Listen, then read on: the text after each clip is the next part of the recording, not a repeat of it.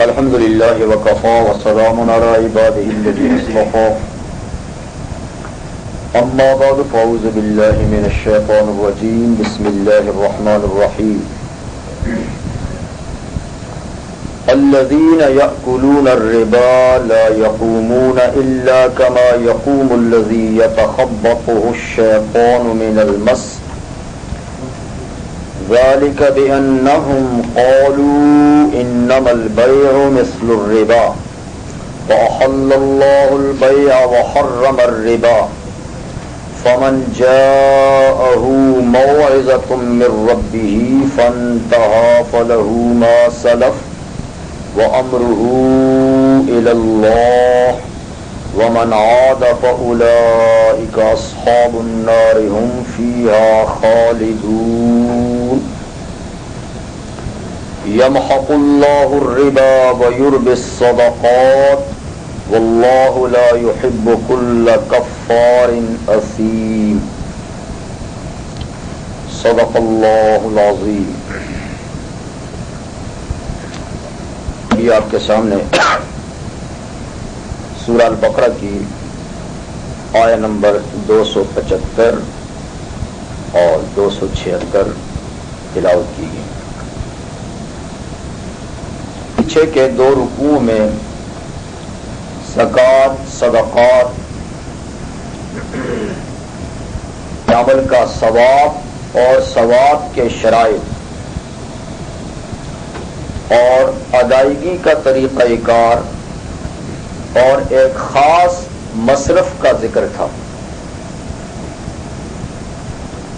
جیسے میں نے ذکر کیا تھا کہ زکوٰۃ، صدقات کے بعد پھر ناجائز آمدنی کا جو ایک بہت بڑا ذریعہ ہے ربا اور سود، اور اس کے بعد آمدنی کے جو جائز ذرائع ہیں عام تجارت، تو ان کا ذکر ہوگا، اور پھر آخر میں ایمان سے متعلق گفتگو ہوگی اور پھر یہ صورت ختم ہوگی.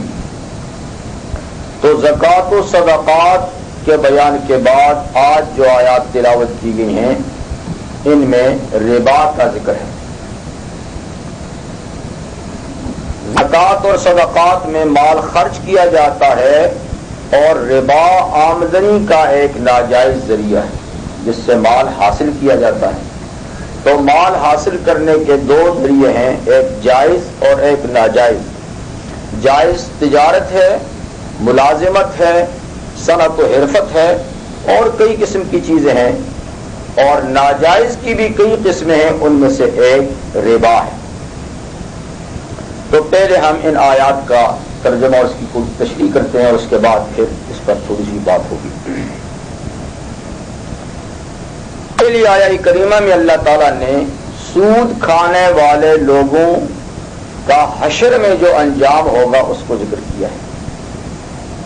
یعنی براہ راست بجائے اس کے کہ وہ سود کے متعلق کوئی حکم دیں، اس حکم کو ایک ایسے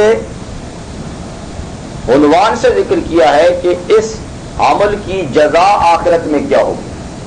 تو جس کی جزا آخرت میں اور سزا آخرت میں ایسی ہوگی تو آپ حکم یعنی اس کا خود ہی سمجھ لیں. اس کے بعد پھر حکم بھی آئے گا، لیکن حکم سے پہلے اس کی اخروی سزا کو بیان کیا گیا ہے. وہ یوں کہ الذین یاکلون الربا، وہ لوگ جو سود کھاتے ہیں. سود میں اصل میں پیسہ ہوتا ہے. ظاہر بات ہے کہ کوئی آدمی پیسہ کو سود کا لے کر نہیں کھاتا، اس سے کوئی چیز خرید کے کھاتا ہے. بعض ایسی چیزیں بھی سود میں آتی ہیں کہ جو براہ راست کھائی جاتی ہیں، جیسا میں بھی ذکر کروں گا، لیکن عمومی طور پر سود میں پیسہ لیا جاتا ہے اور پیسہ براہ راست تو نہیں کھایا جاتا، اس سے چیزیں خرید کے کھائی جاتی ہیں. اس لیے کوئی یہ نہ سمجھے کہ جو چیز کھانے میں نہیں آتی وہ سود نہیں ہے. یہ ایک محاورہ ہے، یعنی یہ ایک محاورہ ہے سود کھانا، ورنہ سود کے پیسے سے پہننا بھی حرام ہے، اور سود کے پیسے کو کسی مد میں استعمال کرنا، کسی بھی مد میں استعمال کرنا وہ حرام ہے. صرف کھانا ہی نہیں، لیکن محاورے میں اس کو کھانا کہتے ہیں. یہ فلاں نے سود کھایا، فلاں نے حرام کھایا، تو یہ کھانے کا ایک محاورہ ہے، ورنہ اس کے استعمال کی اور بھی کئی صورتیں ہوتی ہیں.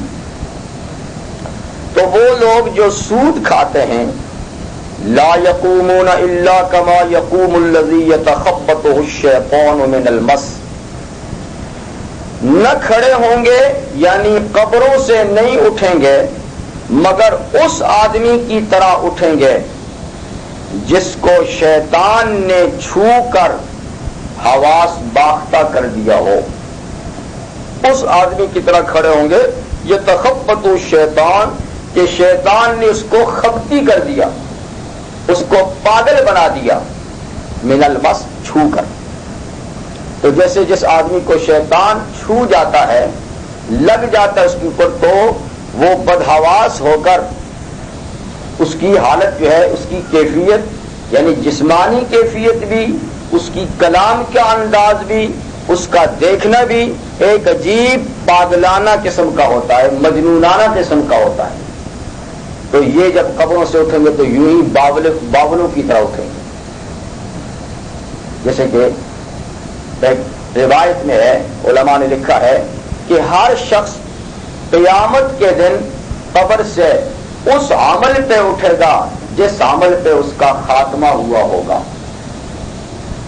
جو اس کی زندگی کا محبوب مشغلہ، محبوب عمل ہوگا، اور جس عمل پہ اس کا خاتمہ ہوا ہوگا اسی پہ وہ قیامت کے دن قبر سے اٹھے گا۔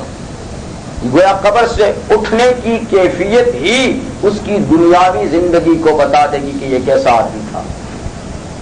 جیسے کہ حدیث میں آتا ہے کہ شہداء جب قبروں سے اٹھیں گے تو ان کے جسم سے خون کے فوارے پھوٹ رہے ہوں گے، ان کی تلواریں ان کے ساتھ ہوں،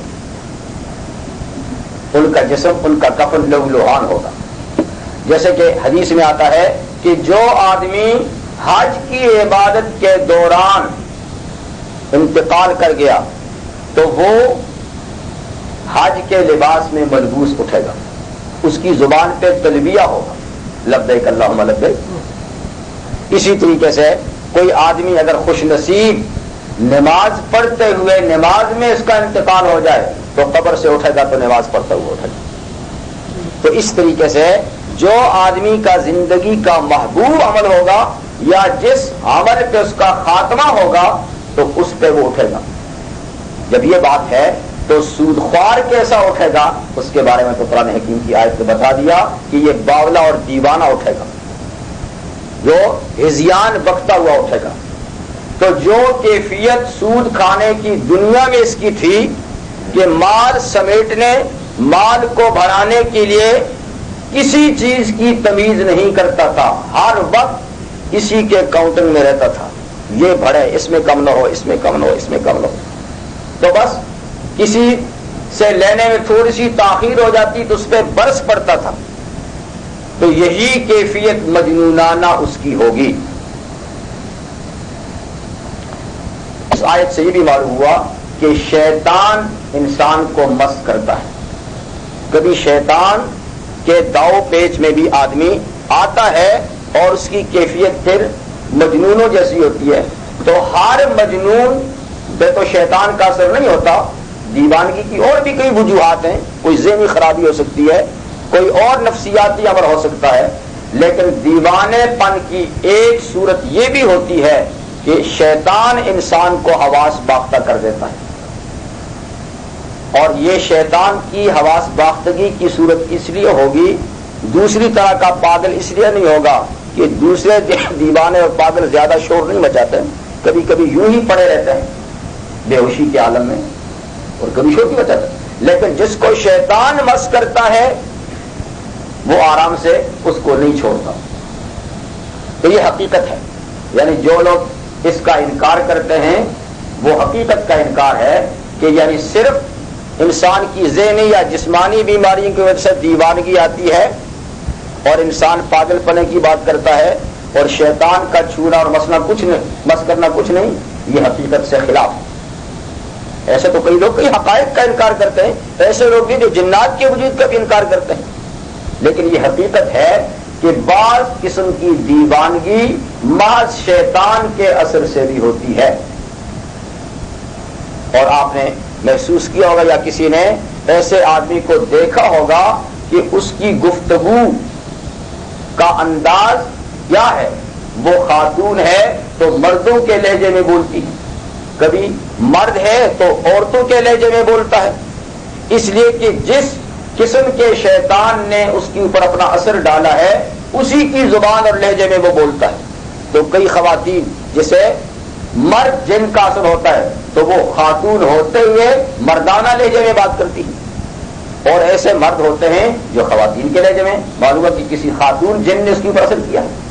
تو یہ ایک حقیقت ہے جس کا انکار نہیں کیا جا سکتا، اور قرآن حکیم کی آیت بھی بتاتی ہے کہ سود خوار جب اٹھیں گے تو وہ بھی اس قسم کی ہذیانی گفتگو کریں گے جیسے کسی کو شیطان نے اپنی شکنجے میں کسا۔ یہ سزا ان کو کیوں دی جائے گی؟ یہ سزا تو صرف قبر سے اٹھنے کی ہے، آگے کا معاملہ تو اور ہے، جیسے احادیث میں آتا ہے پھر حشر میں کیا ہوگا اور پھر جہنم میں کیا سزا ہوگی وہ الگ بات ہے، یہ تو صرف قبر سے اٹھنے کی سزا ہے، اور یہ بھی ایک مستقل سزا ہے، جیسے کہ پیغمبر کریم صلی اللہ علیہ وسلم کا ارشاد گرامی ہے کہ جو لوگ بلا عذر نماز نہیں پڑھتے، بلا عذر نماز نہیں پڑھتے، نماز کو مؤخر کرتے ہیں، حشر مع فرعون و قارون و حامان و ابی بن خلف، ان کو قیامت کے دن فرعون، حامان اور قارون اور ابی بن خلف کے صف میں کھڑا کیا جائے گا، حالانکہ وہ بدترین خلائق لوگ ہیں، کافر ہیں، اور جس نے قصدن یا بلا عذر نماز نہیں پڑھی ہے تو مسلمان، پھر ان کی صف میں کیوں کھڑا کیا جائے گا؟ تو ان کی صف میں کھڑا کرنا یہ ایک مستقل سزا ہے، یہ مستقل سزا ہے، یعنی ان کو ایک سزا یہ بھی دی جائے گی کہ چلو ان کے ساتھ کھڑے ہو جاؤ، اگرچہ پھر بعد میں جب فیصلہ ہوگا تو یا ان کو میعادی سزا دے دی جائے گی یا سزا کے بغیر ہی جنت میں بھیجیں گے یا سزا کاٹ کے جنت میں جائیں گے، لیکن یہ ایک پہلی نقد سزا ہوگی کہ چلو ان کے ساتھ میں کھڑے ہو جائیں۔ تو کسی بھلے آدمی کو بروں کی صف میں کھڑا کر دینا یہ اس کے لیے ایک بہت بڑی سزا ہے، تو یہ ایک سزا ہوگی ان کی، قبر سے اٹھتے ہی ان کے باولے پن کو دیکھ کر سارے اہل محشر پہچان لیں گے کہ یہ سود خور ہے۔ ذالک بانہم، یہ سزا اور یہ حالت ان کی کیوں ہوگی؟ اس لیے کہ بانہم قالوا، کہ انہوں نے کہا تھا، جب سود کو اللہ نے حرام کیا تھا تو انہوں نے اپنی منطق چلائی تھی، اپنا فلسفہ بگاڑا تھا، اور اللہ کے قانون پہ یوں اعتراض کیا تھا، کہنے لگے انما البیع مثل الربا، تجارت بھی تو سود کی طرح ہے، وہ کیوں حرام نہیں ہے؟ تجارت سے بھی تو نفع کمایا جاتا ہے اور پیسے سے پیسہ بھی تو نفع ہے، تو پھر وہ کیوں حرام نہیں؟ تو اللہ کے قانون کے آنے کے بعد تو چاہیے یہ تھا کہ سر تسلیم خم کرتے ہیں، لیکن انہوں نے منطق چلائی اور فلسفہ بگاڑا کہ وہ کیوں نہیں اور یہ کیوں ہے۔ اللہ تعالیٰ نے اس کے دو جواب دیے، یعنی سود کی حرمت جب آئی تو مخالفین نے اعتراض کیا کہ آخر فرق ہی کیا ہے تجارت میں اور سود میں، ادھر بھی نفع ہے ادھر بھی نفع ہے، یعنی آپ یہاں $1 دے کر $4 کی چیز خریدتے ہیں اور $3 آپ اس سے نفع کماتے ہیں اس چیز کے ذریعے سے، تو اگر ایک آدمی کسی کو $1 قرضہ دیتا ہے 1 مہینے کے لیے اور اس سے $2 مانگتا ہے تو یہ کیوں منع ہے؟ اللہ تعالیٰ نے اس کے دو جواب، ایک حاکمانہ انداز سے اور دوسرا حکیمانہ انداز سے۔ پہلا جواب حاکمانہ ہے اور اس میں اللہ تعالیٰ نے کوئی جواب اس کے سوا نہیں دیا کہ یہ میرا قانون ہے۔ وَأَحَلَّ اللَّهُ الْبَيْعَ وَحَرَّمَ الرِّبَا، تم کون ہوتے اس کی علت پوچھنے والے؟ تم کون ہوتے ہو ایک حکم کو دوسرے پر قیاس کرنے والے؟ وَأَحَلَّ اللَّهُ الْبَيْعَ وَحَرَّمَ الرِّبَا، اور اللہ نے تجارت کو حلال کیا ہے سود کو حرام کیا ہے۔ یہ حاکمانہ جواب ہے، یہ میرا قانون ہے، میں نے اس طریقے کو حرام کیا ہے، اس کو حلال کیا ہے، اس کو اپناؤ اس کو چھوڑو۔ یعنی علت اور اسباب تم سے میں زیادہ اچھے جانتا ہوں، اور چیزوں کی حلال کرنے میں کیا فوائد ہیں اور جن کو حرام کیا اس میں کیا نقصانات ہیں، یہ تم اتنے نہیں جانتے جو میں جانتا ہوں۔ یہ چیزیں بھی میری ہیں، بندے بھی میرے ہیں، تو میں ایک طریقے کو حرام کرتا ہوں تو اس کے نقصانات کا مجھے پتا ہے، اور ایک چیز کو حلال کرتا اس کے فوائد کا بھی پتا ہے۔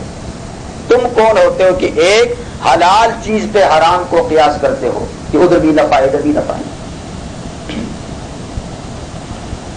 سیدھی سیدھی بات ہے کہ یہ میرا قانون ہے۔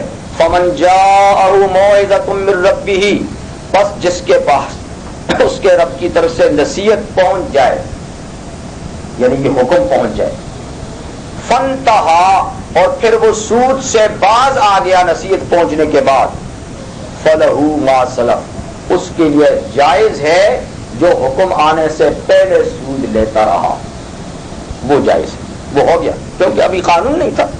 قانون کی آمد سے پہلے جو چیزیں ہوتی ہیں وہ قانون سے مستثنیٰ ہوتی ہیں۔ فلہ ما سلف، پہلے جو کھاتا رہا لیتا رہا، ٹھیک ہے۔ وَأَمْرُهُ إِلَى اللَّهِ، اور اس کا وہ معاملہ اللہ کے سپرد ہے۔ وَمَنْ عَادَ، اور جس نے قانون آنے کے بعد پھر سود کا کام کیا، فَأُولَٰئِكَ أَصْحَابُ النَّارِ، یہ جہنمی ہیں، یہ دوزخ میں دوزخی ہیں۔ ہم فیہا خالدون، اور یہ دوزخ میں ہمیشہ ہمیشہ رہیں گے،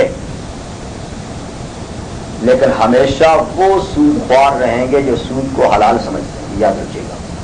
جہنم میں ہمیشہ وہ سود خور رہے گا جو سود کو حلال اور جائز سمجھے گا، کیونکہ جو سود کو حلال اور جائز سمجھے گا وہ مسلمان نہیں، کافر ہے، اور کافر ہمیشہ جہنم میں رہے گا۔ لیکن جو سود کو حرام سمجھتے ہوئے پھر بھی کرتا رہے گا تو یہ گناہ کبیرہ کا مرتکب ہے۔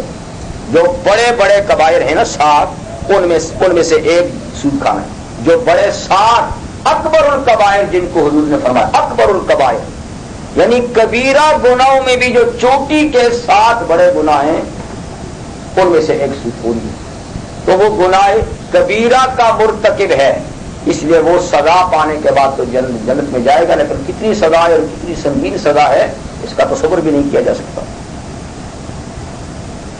اب اس کے بعد حکیمانہ جواب ہے، حکیمانہ جواب وہ یہ کہ یمحق اللہ الربا ویربی الصدقات، دیکھو اللہ سودی نظام کو مٹاتے ہیں، سودی نظام کو اللہ مٹاتے، محق کا معنی مٹانا، محاق مٹنا۔ اس کا ایک معنی تو یہ ہے کہ اس کے تمام فوائد موت کے بعد ختم ہوں گے، اس کے تھوڑے سے فوائد دنیا ہی کے ہیں، بس سودی نظام کے تھوڑے سے فائدے ہیں، زندگی تک ہیں، زندگی کے بعد اس کا کوئی فائدہ نہیں۔ یمحق اللہ الربا، آخرت کے اعتبار سے سود کا کوئی مقام نہیں۔ وَيُرْبِ الصَّدَقَاتِ، اور اس کے مقابلے میں پیچھے جو صدقات کا نظام دیا ہے اللہ تعالیٰ اس کو بڑھاتے ہیں، اس کی تربیت کرتے ہیں، اس کو پالتے ہیں۔ اور دنیا میں تو صدقہ دینے سے بظاہر مال میں کمی آتی ہے، لیکن موت کے بعد جب آنکھیں کھلیں گی تو اس کے اپنے دیے معمولی معمولی صدقات جو اخلاص پر دیے ہیں بڑے بڑے پہاڑوں کی طرح نظر آئیں گے۔ جیسے کہ حدیث میں پیغمبر کریم صلی اللہ علیہ وسلم کا ارشاد ہے کہ ایک بندہ اخلاص سے کھجور کا ایک ٹکڑا ہی اللہ کے نام پہ دیتا ہے تو اللہ اس ایک کھجور کے آدھے حصے کی اس طرح تربیت کرتے ہیں جیسے تم میں سے کوئی گھوڑے کا جو بچہ پیدا ہوتا ہے جیسے اس کی دیکھ بھال کرتا ہے، سردی گرمی سے بچاتا ہے اور اس کو کرتے کرتے کرتے بڑا گھوڑا بناتا ہے، تو اللہ تعالیٰ بندے کے صدقات کو جو معمولی سے معمولی ہو لیکن نیک نیتی پر ہو اس کو یوں بڑھاتے بڑھاتے۔ تو آپ نے مثال دی تھی کہ جو اخلاص پر مبنی آدھے کھجور کو دے گا تو اللہ اس کو بڑھا بڑھا کے جبل احد جیسا کر دے، احد پہاڑ کی طرح۔ تو جو بڑا ہوگا اس کے اوپر کیا حال ہوگا؟ یہ تو ایک کھجور کا حصہ ہے۔ تو یربی الصدقات، آخرت کے لحاظ سے صدقات کا ایک ڈھیر اور انبار لگ جائے گا، اور سود مرنے کے بعد کچھ بھی نہیں۔ پہلے تو یہ ہے کہ زندگی میں ختم ہو جائے گا، اگر کسی کا زندگی میں کچھ تھوڑا بہت بچ گیا تو موت کے بعد اس کا کوئی اعتبار نہیں۔ ایک معنی تو یہ ہے۔ دوسرا آیت کا معنی یہ ہے کہ یمحق اللہ الربا، اللہ دنیا میں بھی سود کو مٹاتے ہی ہیں، لیکن بات یہ کہ نظر اپنی اپنی نظر، کسی کی نظر میں تو بڑھتا ہوا نظر آتا ہے، بیلنس بڑھتا ہوا نظر آتا ہے، لیکن حقیقی نظر کسی کو اللہ تعالیٰ چشم بصیرت عطا فرمائے تو در حقیقت وہ بڑھتا نہیں ہے، گھٹتا ہے، اور اس کا بڑھنا بعین ہی اس طرح ہے جیسے بدن میں سوجن پیدا ہو جائے۔ کسی کا بدن پھول جائے تو دیکھنے والا کہے گا کہ کتنا بہادر ہے، کتنا بڑا آدمی ہے، لیکن اس سے پوچھو تو تکلیف محسوس کرتے کہ کہاں ہے، کچھ نہیں ہے، بھوک بھری۔ تو دنیا میں بھی سودی نظام ایسا ہی ہے، پھولا ہوا ایک بدن ہے، اندر حقیقت کچھ بھی نہیں ہے، اس لیے کہ یہ ایک ظالمانہ نظام ہے، اور جو ظلم کا نتیجہ ہوتا ہے وہی اس کا بھی نتیجہ ہے۔ ظالم کتنا بڑھے گا، کتنا اچھلے گا، کتنا کودے گا، آخر ایک دن اس کو سرنگوں ہونا ہے۔ تو جو ظالمانہ نظام ہے اس کا نتیجہ بھی بعین ہی یہی ہے، لیکن نتائج کے ظہور کے لیے ہماری نظریں اور ہماری زندگیاں محدود ہیں، اس لیے ہم چاہتے ہیں کہ نتیجے ابھی ابھی ظاہر ہو جائیں، لیکن اللہ کی نظریں تو بہت وسیع ہیں، بہت دور تک ہیں، اور نتائج کے ظہور کے لیے وہ کافی وقت انسان کو دیتے ہیں۔ دیکھیے ہماری آپ کی آنکھوں کے سامنے برطانوی راج، جو برطانیہ آج سمٹا ہوا ہے چھوٹے سے جزیرے میں، یہ کسی زمانے میں کتنا پھیلا ہوا تھا کہ مشہور تھا کہ اس کی سلطنت میں سود غروب نہیں ہوتا، ہر جگہ تک اس نے رسائی حاصل کی، اور یہ ملک اس نظام کا موجد ہے، اس نظام کا موجد ہے، اس نظام کو، سودی نظام کو اسی نے ترقی دی ہے، اور یہ بنکاری کا نظام یہ یہودیوں کی اور ان کی نیلی بھگت سے جو پیدا ہوا۔ آج وہ ملک جس کی حکومت میں سورج غروب نہیں ہوتا تھا وہ چند سو میلوں کے اندر محصور ہے بیچارہ، ہے کہ نہیں؟ یہ کیا ہے؟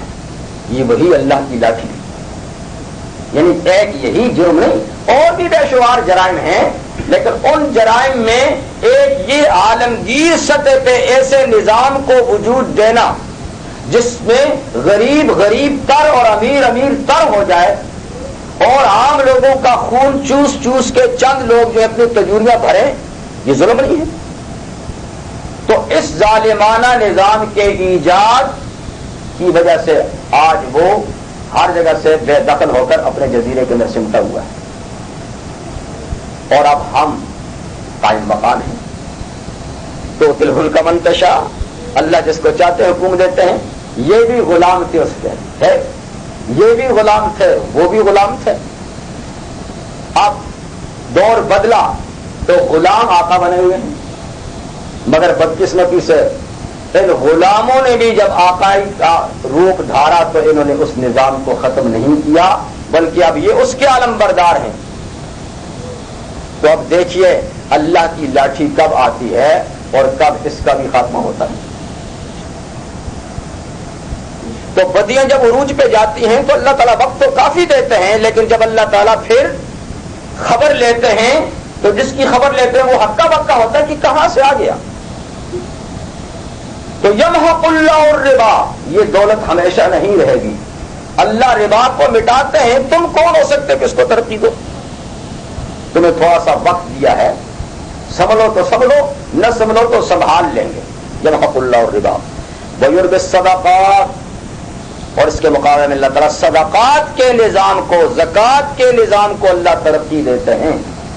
زکوٰۃ اور صدقات جس میں رحمت اور شفقت کا عنصر ہے، اور ربا جس میں ظلم و ستم کا عنصر ہے، اللہ ظلم کو پسند نہیں کرتے، عدل کو پسند کرتے ہیں۔ تو عادلانہ نظام کو پسند کرتے ہیں، جہاں کسی کو دیا جائے، کسی کو تھپکی دی جائے، کسی پہ شفقت کی جائے، کسی کو قرض دے کے معاف کر دیا جائے، یہ نہیں کہ کسی کی غربت سے فائدہ اٹھایا جائے، اسے قرض لے کر اس کو نچوڑا جائے، نہ دے سکے تو اور بوجھ ڈالا جائے، نہ دے سکے تو اور بوجھ ڈالا جائے۔ ابھی آیت آنے والی ہے کہ قرض دے کر اپنا حق تو وصول کر سکتے ہو، زیادہ نہیں، اور تمہارا مقروض غریب ہے تو اس کو مہلت دو، یہ نہیں کہ اس کا سود ہی ڈبل کر دو، اس کی کمر ہی توڑ دو، بلکہ اس کو اور مہلت دو، اور اگر تم اس کو معاف ہی کر دو قرض تو بہت ہی اچھا ہے، لیکن معاف نہ کر سکو، اتنی ہمت نہ ہو تو کم سے کم اس کو مہلت تو دو تاکہ وہ تمہارا قرض ادا کرے۔ تو سودی نظام میں مہلت والی بات نہیں ہے، یا پہلے سے طے ہے اتنے % آپ کو دینا ہوگا، اتنی مدت میں آپ نے دینا ہوگا، اگر اتنی مدت میں نہ دیا تو اتنا پھر بڑھ جائے گا، اس مدت میں نہ دیا تو اتنا پھر بڑھ جائے گا۔ اس میں کیا ہوگا کہ وہ بیچارہ کبھی سنبھل نہیں سکے گا، وہ قرض کے بوجھ میں دبتا ہی چلا جائے گا اور کبھی سنبھل نہیں جائے گا، اور ان صاحب کو بیٹھے بیٹھے اس کی تجویز بڑھتی رہے گی۔ یربی الصدقات واللہ لا یحب کل کفار اثیم، اور اللہ پسند نہیں کرتے ہر ناشکر گناہگار کو۔ تو سود خور یہ ناشکرہ ہے، جب کفار کا معنی ناشکری کرنے والا، اس کو اللہ کی نعمت کا شکر ادا کرنا چاہیے تھا، اس کو اللہ نے مال دیا ہے، یہ مفت میں کسی کو دیتا یا قرض کے عنوان سے دیتا تو اللہ کی اس نعمت کا شکر ہوتا، اور اس نے اس کو اس انداز سے استعمال کیا کہ دوسروں کا خون چوسنے لگ گیا، تو یہ ناشکرہ ہوا۔ تو ناشکرے اور گناہگار کو اللہ تعالیٰ پسند نہیں کرتے، تو جسے اللہ پسند نہیں کرتے اس کو پھر وقت آنے پہ گھسیٹ لیتے ہیں۔ قرآن حکیم کا اسلوب ہے نا، جہاں کفار کا اور ان کے عذاب کا ذکر ہو تو ساتھ میں اہل ایمان کا ذکر آ جاتا ہے، اگلی آیت میں اہل ایمان کا ذکر ہے۔ ان کے مقابلے میں ان الذین آمنوا وعملوا الصالحات، بے شک وہ لوگ جو ایمان لائے اور نیک عمل کیے، واقاموا الصلاۃ نماز قائم کی، وآتوا الزکاۃ اور زکات ادا کی، لہم اجرہم عند ربہم، ان لوگوں کے لیے ان کا اجر و ثواب ہے ان کے رب کے پاس، ولا خوف علیہم ولا هم یحزنون، نہ ان پہ خوف ہوگا اور نہ یہ غم زدہ ہوں گے۔ اب باقاعدہ سود کے بارے میں قانون بیان فرما رہے ہیں، ابھی تو اس کی سزا بتائی تھی نا پہلے، تاکہ ذہن بنے۔ اور یاد رکھیے کہ قرآن مجید میں 10 آیات ہیں سود کی حرمت، اس کی شناخت اور اس کی قباحت کے بارے میں، جس کا سب سے بڑا حصہ یعنی 7 آیات اس رکوع میں ہے۔ یہ سب سے بڑا حصہ ہے، 7 آیات۔ ایک آیا سورہ آل عمران 4 پارے میں آئے گی، اور 2 آیتیں سورہ نساء 6 پارے میں آئیں گی۔ ایک آیت اور بھی ہے لیکن اس کے بارے میں مفسرین متفق نہیں کہ وہ سود کے بارے میں ہے یا سود سے ملتے جلتی ایک دوسری چیز ہے، اس کے بارے میں ہے جو 20 پارے میں ہے۔ اور پیغمبر کریم صلی اللہ علیہ وسلم کے 50 یا اس سے بھی زیادہ ارشادات سود کی حرمت کے بارے میں احادیث، اور اتنے شدید ارشادات ہیں کہ جن کو پڑھ کے آدمی کانپ اٹھتا ہے۔ خود ابھی قرآن مجید کی آیت آپ کو بتائے گی کہ اللہ تعالیٰ اس گناہ کو کس نظر سے دیکھتے ہیں۔ یا ایھا الذین آمنوا اتقوا اللہ وذروا ما بقی من الربا، اے لوگوں خدا سے ڈرو۔ یہ قرآن حکیم کا ایک خاص اسلوب ہے کہ قانون دینے سے پہلے خدا خوفی کا ذکر فرماتا ہے، کیونکہ کوئی قانون اس وقت تک صحیح طور پہ معمول بہار نہیں ہو سکتا جب تک کہ اللہ کا خوف نہ ہوگا۔ قانون کو اسی صورت میں مانتے ہیں جب کسی طاقت کا خوف ہو۔ حکومتی قوانین بھی حکومت کی سزاؤں کے ڈر سے مانے جاتے ہیں، اور جہاں ڈر نہیں ہوتا ان کو پامال کر دیا جاتا ہے خوف کی وجہ سے قانون۔ تو اللہ کے قانون کے بارے میں جہاں کہیں قانون کا آتا ہے تو پہلے اتقوا اللہ، اللہ سے ڈرو۔ اگر اس قانون شکنی کی سزا تمہیں یہاں کسی وجہ سے نہ مل سکی تو وہاں ضرور ملے گی۔ اس لیے اس کا خوف رکھو، اتقوا اللہ، یہاں بچ گئے تو وہاں بچو گے نہیں، اللہ سے ڈرو، وَذَرُوا مَا بَقِيَ مِنَ الرِّبَا، اور چھوڑ دو جو تمہارا سود کسی کے ذمہ باقی ہے۔ یہ اس لیے کہ جیسے آج سود کے نظام کا ایک جال ہے بینکاری کا، اور کوئی شخص کسی صورت میں بھی اس نظام سے بچ نہیں سکتا۔ پیغمبر کریم صلی اللہ علیہ وسلم کا ایک ارشاد گرامی ہے، اور لگتا ہے کہ وہ آج کے دور کے بالکل مطابق ہے، ہو سکتا ہے کہ بعد میں بھی کوئی ایسا دور ہو، لیکن آج بھی بالکل وہی دور ہے۔ آپ نے فرمایا کہ ایسا وقت آئے گا تم لوگوں پر کہ سودی نظام اتنا عام ہو جائے گا کہ کوئی شخص اس سے بچ نہ سکے گا، جو بچنا چاہے گا بھی تو بھی اس کی گرد و غبار اس کو پہنچے گی، جو براہ راست ملوث نہیں بھی ہوگا تو بھی اس کے چھینٹے، اس کی غبار اس کو لگے گی۔ تو میں سمجھتا ہوں کہ وہ آج کا دور ہے۔ آج کوئی شخص اگر بہت انداز سے بھی بچنے کی کوشش کرے گا تو بھی وہی گرد و غبار، پورا نظام جو ہے، سرکل بھی ایسا چل رہا ہے۔ تو ایسا جیسے آج یہ نظام ہے تو یہ کوئی جدید نظام نہیں سمجھیے کہ آج کا۔ رحمت عالم صلی اللہ علیہ وسلم جب تشریف لائے تھے تو عرب کے اندر بھی باقاعدہ یہی نظام تھا، عرب کے اندر۔ اور خود آپ جانتے ہیں کہ موجودہ سعودی عرب یہ کوئی زرعی ملک نہ تھا، آپ تو پھر تھوڑا بہت کچھ کر رہے ہیں، اس زمانے میں تو سے زرعی ملک نہیں تھا، چند کھجورے کے باغات یا کہیں کہیں دور دراز تھے، وہاں کی معیشت کا پورا دار و مدار تجارت پر تھا۔ لإیلاف قریش ایلافہم رحلۃ الشتاء والصیف، قافلے کبھی شام کو جاتے ہیں، قافلے کبھی یمن کو جاتے ہیں، پورا سال قافلے جاتے ہیں، اور تجارت بھی اجتماعی ہوتی تھی، بینکاری کے طور پہ، شخصی نہیں۔ اتنا دور سفر ایک آدمی کہاں کر سکتا ہے؟ اکا دکا کوئی ایسے مالدار لوگ ہوتے تھے کہ جن کا اپنا کوئی سرمایہ اور اپنی کوئی تجارت ہوتی تھی۔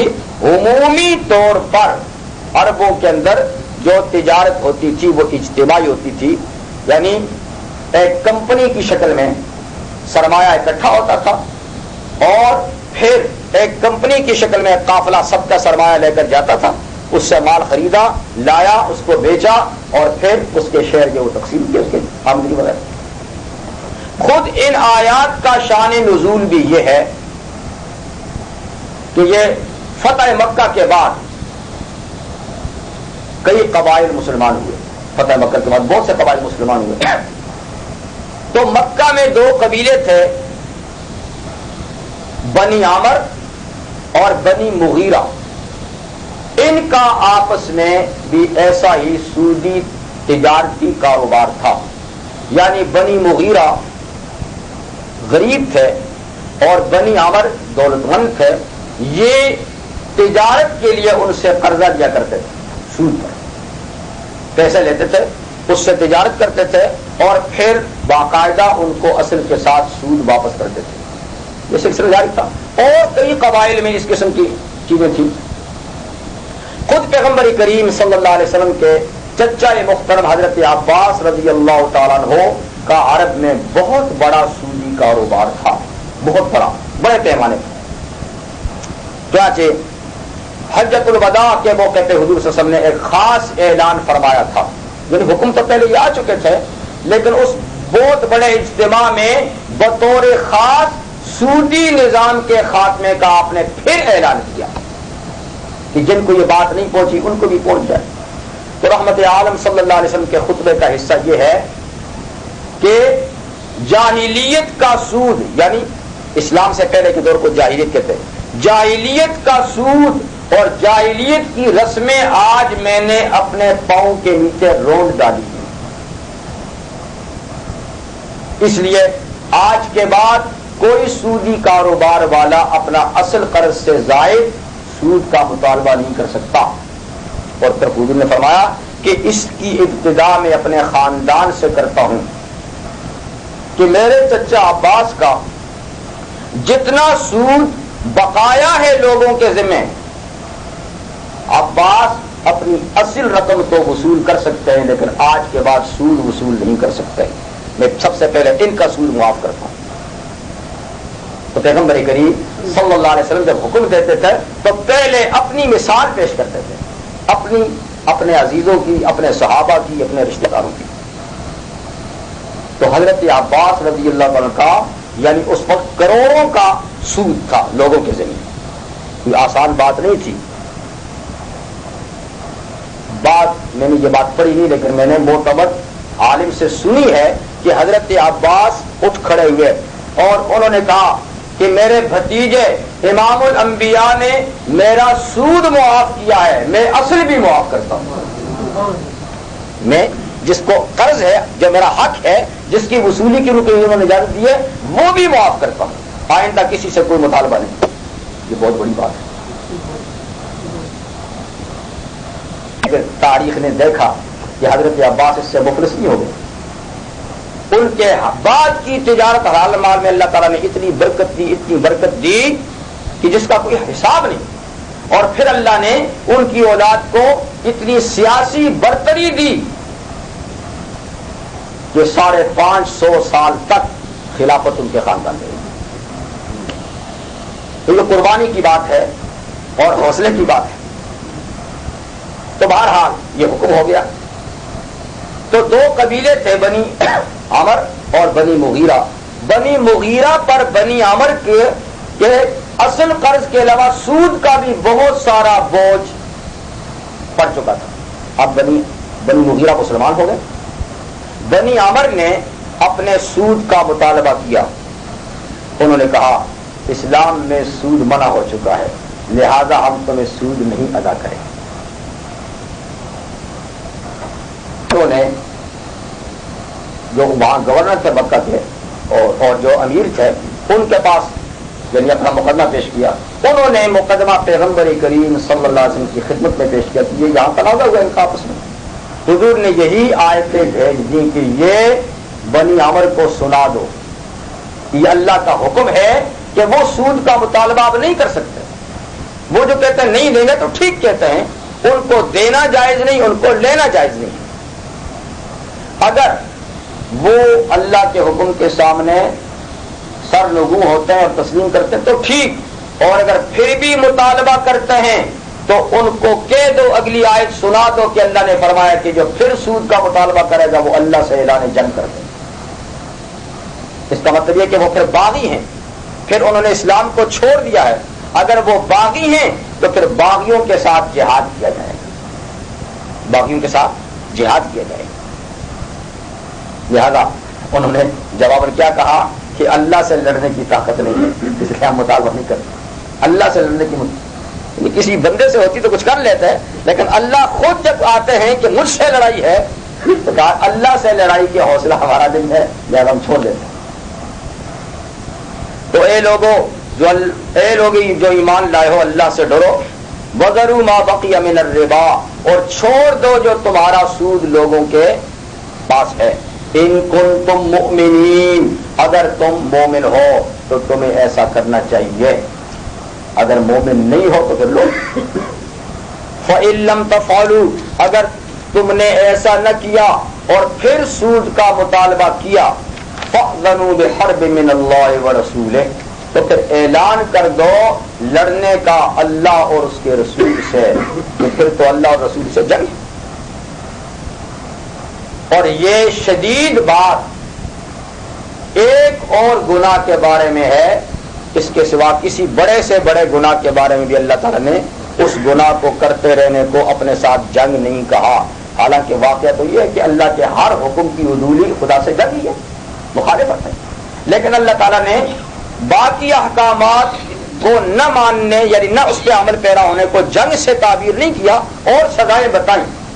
لیکن ایک تو اس مسئلے میں اور ایک پیغمبر کریم صلی اللہ علیہ وسلم کا ارشاد ہے بخاری شریف اور دوسری حدیث کی کتابوں میں کہ جو اللہ کے نیک بندوں کی مخالفت کرتا ہے تو اللہ تعالیٰ نے اس مخالفت کو بھی اپنے ساتھ جنگ کہا ہے. من عاد لی ولیا فقد آذنته بالحرب. تو یہ 2 گناہ ایسے ہیں، ایک قرآن حکیم کے ارشاد سے ایک صحیح حدیث کے ارشاد سے کہ جن کو اللہ نے اپنے ساتھ جنگ سے مترادف قرار دیا ہے. بڑی سنگین بات ہے. وَإِن تُبْتُمْ، اور اگر تم رجوع کر لو، توبہ کر لو، جو ہوا سو ہوا، فَلَكُمْ رُؤُوسُ أَمْوَالِكُمْ، تو تمہارے لیے جائز ہے اصل مالوں کا لینا. رؤوس اموال، راس المال کہتے ہیں نا، اصل مال، اصل قرض جو تم نے دیا ہے اس کو اپنے مقروض سے لینے کا حق تمہیں ہے. لا تظلمون ولا تظلمون، نہ ظلم کرو نہ تم پہ ظلم کیا جائے گا. تم دوسروں سے سود لے کر ان پہ ظلم نہ کرو، تمہارا حق تمہیں دلایا جائے گا اور تم پہ بھی ظلم نہیں کیا جائے گا. یہ نہیں کہا جائے گا کہ تم اپنا اصل مال بھی نہیں لے سکتے، اصل لینے کا حق رکھتے ہو اور اس کا حق تم نہیں رکھتے. اب اس کے بعد دیکھیے اسلام کا نظام شفقت اور رحمت جو سودی نظام کے بالمقابل ہے. سودی نظام میں رحمت اور شفقت کا کوئی مقام نہیں. وہاں قساوت قلبی ہے، حب دنیا ہے، اور کسی نہ کسی انداز سے اپنی تجوریوں کو بھرنا ہے. لیکن اللہ کا نظام صدقات اور زکات یہ ہے، وَإِن كَانَ ذُو عُسْرَةٍ فَنَظِرَةٌ إِلَىٰ مَيْسَرَةٍ، اگر تمہارا مقروض تنگ دست ہے، اس کے پاس ابھی اصل قرض دینے کے لیے پیسہ نہیں، فَنَظِرَةٌ، اس کو مہلت دینی چاہیے، اسے وقت دینا چاہیے، إِلَىٰ مَيْسَرَةٍ، اس کی خوشحالی تک، کہ جب وہ خوشحال ہو جائے، اس کے پاس پیسہ آ جائے، اس وقت تم اس سے پھر مطالبہ کرو. اگر تمہارا مقروض، تمہارا مدیون اگر تنگ دست ہے تو اسے تنگ کرنے کی کوشش نہیں کرو. یہ رحمت اور شفقت کے منافی ہے. اسے مہلت دو، جب اس کے پاس ہو اس وقت وصول کرو. ایک تو یہ ہے وہ ان تصدقوا، اور یہ کہ تم اس پہ صدقہ ہی کر دو، اپنا قرض مطالبہ ہی چھوڑ دو، معاف ہی کر دو. اور اس معافی کو اللہ نے صدقے کے لفظ سے استعمال کیا کہ یہ معاف کرنا ایک طرح کا غریب پہ صدقہ ہے. قرض کا مطالبہ نہ کرنا، اس سے قرض اس کے لیے چھوڑ دینا، یہ ایک طرح سے اس پہ صدقہ ہے. فَهُوَ خَيْرٌ، تو یہ کیا ہے؟ ان تصدقوا خیر لکم، یہ بہت بہتر ہے تمہارے لیے، اور اس کا انجام خیر تمہیں بعد میں معلوم ہوگا. ان کنتم تعلمون، اگر تم سمجھ رکھتے ہو تو سب سے بہتر بات تو یہ ہے اس بیچارے کو تنگ ہی نہیں کرو، چھوڑ دو، معاف کر دو. لیکن اگر اتنا نہیں کر سکتے، اتنا حوصلہ نہیں، تو کم از کم اس کو مہلت تو دو. پیغمبر کریم صلی اللہ علیہ وسلم کا ارشاد ہے کہ جو آدمی اپنے مجبور اور غریب مقروض کو یعنی مہلت دیتا ہے، قرض دیتا ہے، قرض بھی ایک مہلت ہے نا، کہ اس کو اس کی ضرورت سے قرض مانگا اور آپ نے اس کو دے دیا ایک وقت تک، یہ بھی مہلت ہے نا. یعنی پہلے مرحلے میں جب قرض دیا تھا تو اس نے کوئی مہلت مقرر کی ہوگی کہ میں سال میں 5 مہینے میں 6 مہینے میں مہینے میں ادا کروں گا.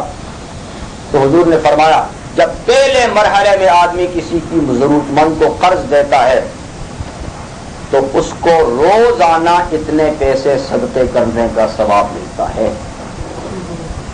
پیسہ بھی اپنے موقع پہ مل جائے گا، لیکن اس کا ایک یہ فائدہ ہے کہ روزانہ اتنے پیسے فی سبیل اللہ دینے کا ثواب ویسے ہی اس کے کھاتے میں پڑتا ہے.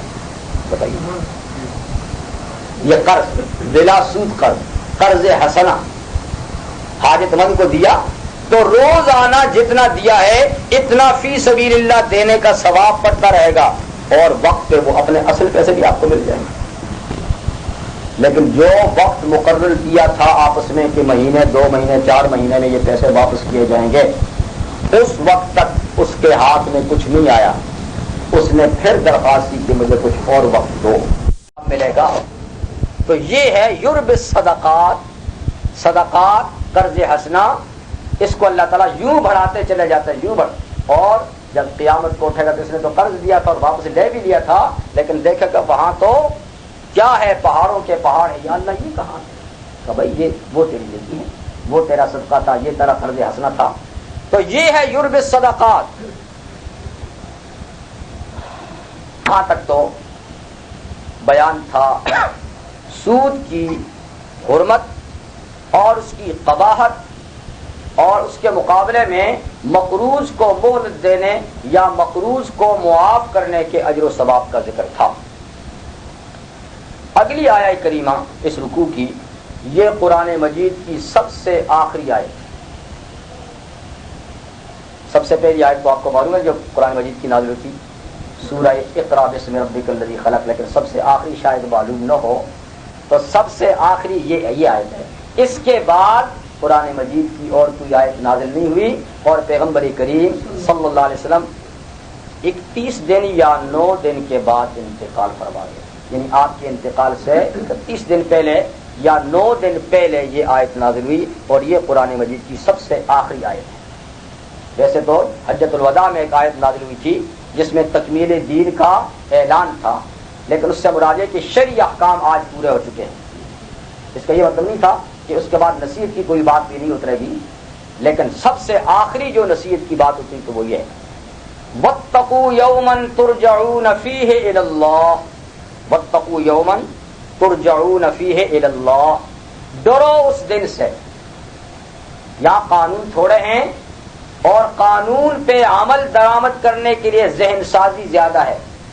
اتقوا اللہ واتقوا اتقوا اللہ واتقوا، اس لیے کہ قانون کے انبار لگا دینا یہ کوئی کمال کی بات نہیں، قانون پہ عمل پیرا کرنا یہ ہے کمال کی بات۔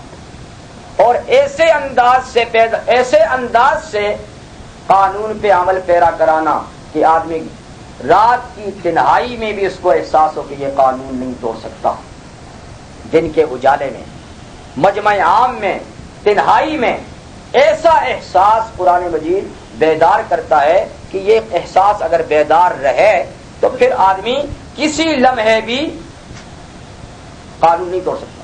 قانون شکری تو کرتا اس لیے نا کہ قانون نافذ کرنے والا نہیں دیکھ رہا، اس کی نظروں سے میں بچ گیا۔ تو واتقوا یوما ترجعون فیہ الی اللہ، ڈرو اس دن سے جس میں تم اللہ کی طرف لوٹائے جاؤ گے۔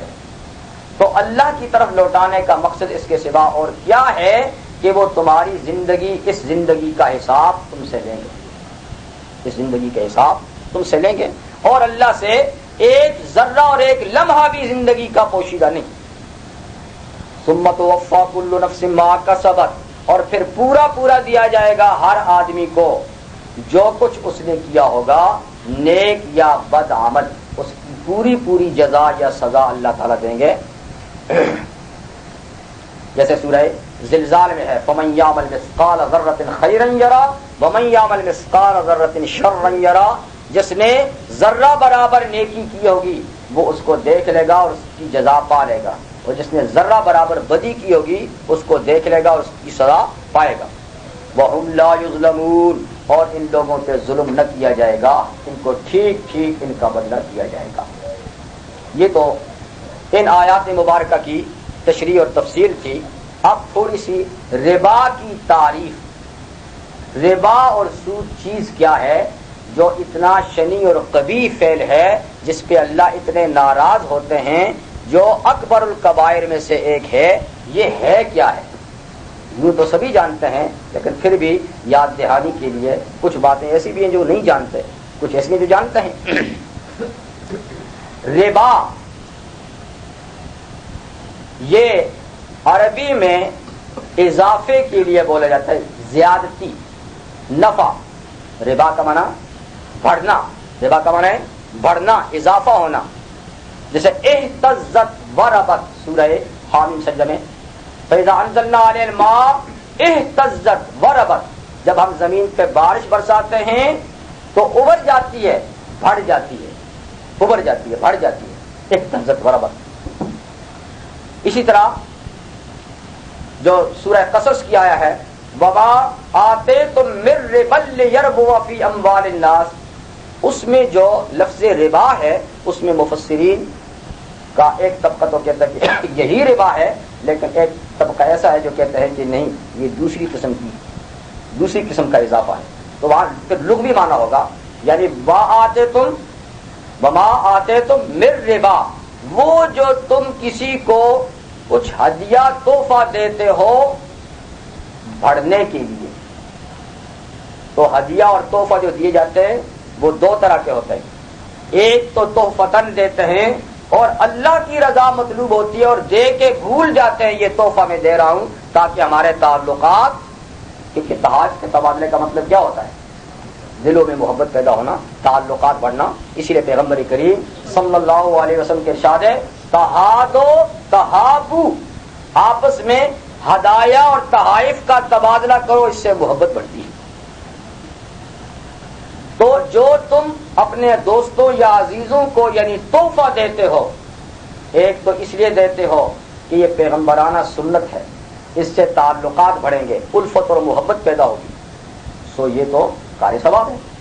ایک جو ہمارے ہاں رسم و رواج ہیں اور رواجی تحفہ ہوتا ہے کسی کی شادی میں، کسی کی خوشی کے موقع پر، اور وہاں یہ مقاصد پیش نظر نہیں ہوتے بلکہ یہ مقصد سامنے ہوتا ہے کہ آج میں تحفہ دیتا ہوں، کل ادھر سے بھی ملے گا، کل وہاں سے بھی ملے گا.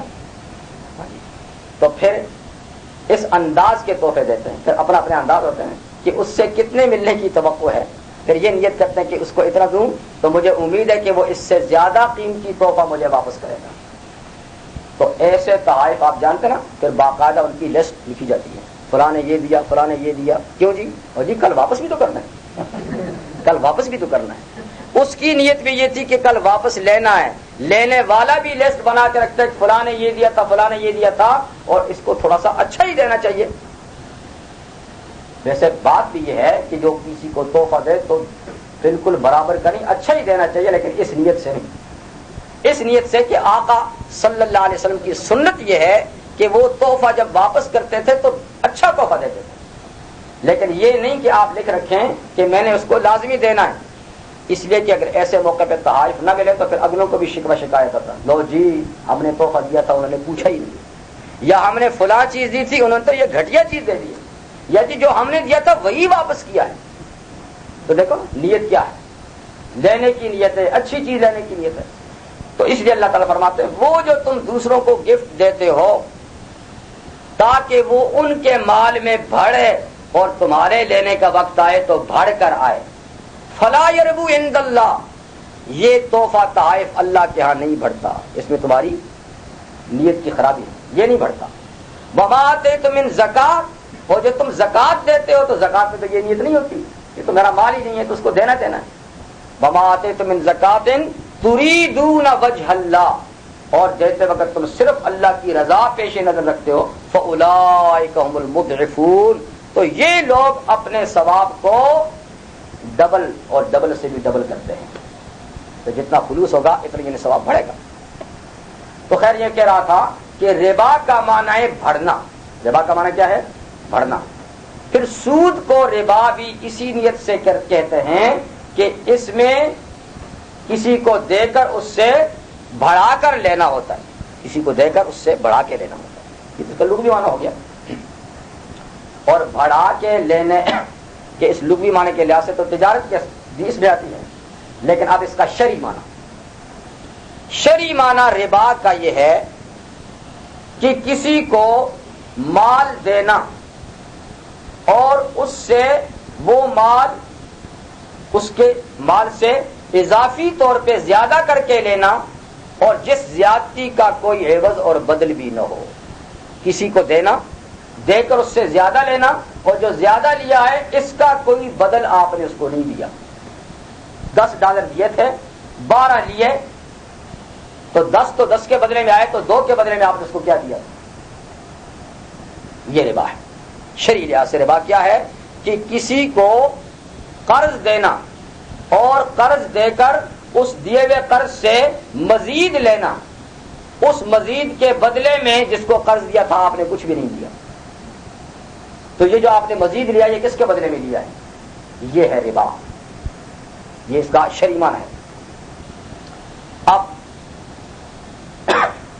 ربا کی 2 قسمیں، سود کی 2 قسمیں ہیں. ایک وہ ہے جس کا قرآن حکیم نے یہاں پر ذکر کیا ہے، ایک وہ ہے جو پیغمبر کریم صلی اللہ علیہ وسلم نے اپنے ارشادات میں بتایا ہے. ایک کو کہتے ہیں ربا بالفضل، ایک کو کہتے ہیں ربا بالنسیہ، یعنی سود جس میں اضافی لیا جائے، اور ایک سود جس میں چیز تو وہی لی لیکن اس میں ادھار کیا گیا. یاد رکھیے اضافہ لینا بھی منع ہے اور بعض چیزوں میں ادھار بھی سود ہے. اس کو ربا بالنسیہ کہتے ہیں. اچھا ربا بالفضل کیا ہے؟ ربا بالفضل وہ تو سیدھی سیدھی بات ہے جو آج کل رائج ہے، جو حضور کے زمانے میں رائج تھا، یعنی کسی کو منافع پہ قرض دینا، کسی کو منافع دے کر کے قرض دینا کہ میں آپ کو قرض دیتا ہوں اور اس قرض پر اتنا مزید آپ سے لوں گا، اتنا مزید آپ سے لوں گا. قرآن مجید کی آیت میں جو جس ربا کا ذکر ہے وہ یہ ذکر ہے. اس کی دو قسمیں ہیں. بعض لوگوں کو یہ اشتباہ ہوتا ہے کہ آج کل جو بنگاری سسٹم ہے اور تجارت کے لیے یعنی قرضے فراہم کیے جاتے ہیں اور ان پہ سود لیا جاتا ہے، بعض لوگوں کو دھوکہ ہے کہ یہ ممنوع نہیں ہے بلکہ کسی غریب کو قرضہ دے کر اس سے زیادہ مانگنا یہ سود ہے. تو سود دو ہے، ایک کو ہم اپنی زبان میں کہتے ہیں مہاجنی سود. مہاجنی سود وہ ہے کہ کسی غریب سے کو قرضہ دے کر اس کی غربت سے فائدہ اٹھایا جائے. یہ تو ایسی چیز ہے کہ ہر عقل مند اس کو برا کہتا ہے، ہر عقل مند اس کو برا کہے گا کہ کسی غریب کی غربت سے ناجائز فائدہ اٹھایا جائے. لیکن جو بات نہیں سمجھ میں آتی ہے لوگوں کے وہ تجارتی سود ہے کہ اس میں تو کسی کا نقصان نہیں ہے، اس میں تو کسی کا ظلم نہیں ہے. بھائی تو یہ آیتیں نازل بھی تو اسی پہ ہوئی ہیں.